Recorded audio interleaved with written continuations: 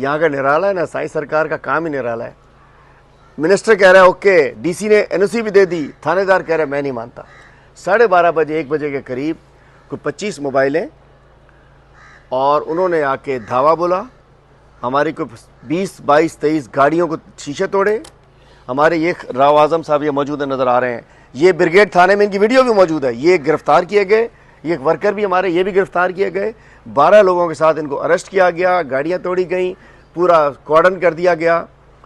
हम हैरान हुए, जितनी हैरानी हमें उस वक्त हुई जब इन्होंने देने का कहा था, उससे ज़्यादा हैरानी फिर होगी हमें, भाई ये क्या हो गया। और उसके बाद एकदम से पता चला कि सीएम साहब हैदराबाद से आ रहे थे कि जी जामशोरों पे मिट्टी डाल के पुलिस ने 2 ट्रक गिरा दिए, डंपर, और मिट्टी डाल के उसको इन्होंने बंद कर दिया।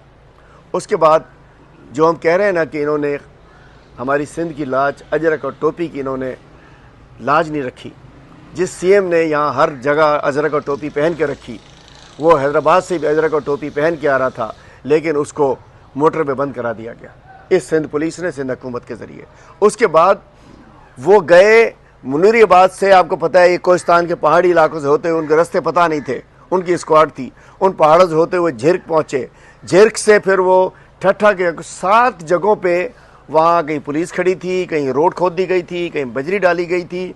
मतलब आपका मेहमान जिसको आप कह रहे हैं भली करे आयो, मतलब भली करे आयो, अजरक टोपी का मतलब क्या है कि आपने मेहमान को बुलाया और उसके बाद मेहमान को ला के साथ ये हशर किया आपने। मैं कहता हूँ असा सब परेशान आयो, असा शर्मिंदा आयो, हुआ क्या ये हमारे साथ। उसके बाद 7 घंटे चीफ मिनिस्टर को, उसके साथ सरकारी लोग भी थे, सब थे, सोच रहे हो हमारे साथ क्या किया इन्होंने। वो तो समझे ना, ये तो लतीफ़ की धरती है, ये कलंदर की धरती है, सचल सरमस्त की धरती है, यहाँ तो मेहमान नवाज है। वो बेचारा मौलाई भी गाले गाता रहता, सब सिंधी मेहमान नवाज है सारे, मैं तो सही सारे सिंधी, लेकिन इन्होंने पता नहीं हमारे साथ की ऐसी मेहमान नवाजी हमने देखी। 7 घंटे में इन्होंने भिजवाया। सुबह 8 बजे, 1 बजे निकले हैदराबाद से, 8 बजे कराची पहुँचे। और उसके बाद इन्होंने सुबह से कहने को एनओसी अनाउंस कर दिया। अच्छा, एनओसी फिर नीचे लिखा हुआ था फाइनल फैसला मज़ार-ए-कायद एडमिनिस्ट्रेशन करेगी। फिर और परमिशन जो है वो देंगे, एनओसी हम दे रहे हैं, परमिशन वो देंगे। नो परमिशन टिल डेट, कोई परमिशन नहीं। और उसमें कहा गया जी आप फैसला तो वफाक करेगी ना, परमिशन जो जलसे की है वो तो मज़ार-ए-कायद वफाक का है। फिर उसके बाद क्या होता है कि आपने देखा कि जलसा गाह में कॉर्डन किए रखा, जलसा गाह को बंद किए रखा, जलसा गाह में शेलिंग हुई, जलसा गाह में गिरफ्तारियां हुई, लोगों को पकड़ा, सारा कुछ हुआ। लेकिन फिर क्या हुआ वो आप सब ने देखा।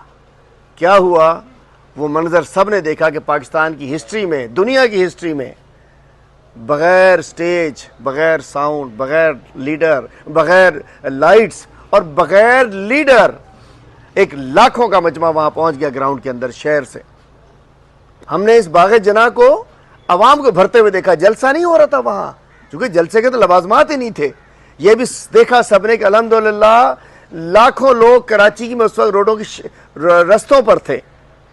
चूंकि अब ये आप सबने देखा अल्हम्दुलिल्लाह इस सब कुछ के बावजूद हमारा जलसा कामयाब हुआ। और जलसा तो बाद में हमारा नुमाइश में हमने किया जाके, चूंकि यहाँ तो लाइट ही नहीं थी, अंधेरा था। मगरिब के बाद वो जो लोग थे वो पूरे मज़ार-ए-कायद का, बाग़ जना नहीं, पूरा मज़ार-ए-कायद का किलोमीटर का एरिया जलसा गाह में तब्दील हो चुका था। और वो आप सबने देखा। और जब हम शिरकत के लिए निकले थे उसमें भी 5 घंटे लगाए गए। हम जब गडाफ से निकले, मेरे फॉर्म पे ठहरे हुए थे मेहमान थे, हमने शुक्रिया कि उन्होंने हमें इज़्ज़त दी, हमारे पास आके ठहरे, कि वहाँ से जिधर जाते थे रुकावटें, सुरागोट पर रुकावट, इधर रुकावट, उधर रुकावट, उधर रुकावट। 5 घंटे में, पौने घंटे का रास्ता 5 घंटे में कराया। उसके बावजूद अल्हम्दुलिल्लाह मैं कहना चाहता हूँ, इसके ऊपर मैं शुक्रिया करना चाहता हूँ। मैं शुक्रिया करना चाहता हूँ इस शहर के अवाम का, हैदराबाद के अवाम का, जामशोरों के अवाम का, इस 2 डिवीज़न्स के अवाम का, सिंध के अवाम का। शुक्रिया सिंध।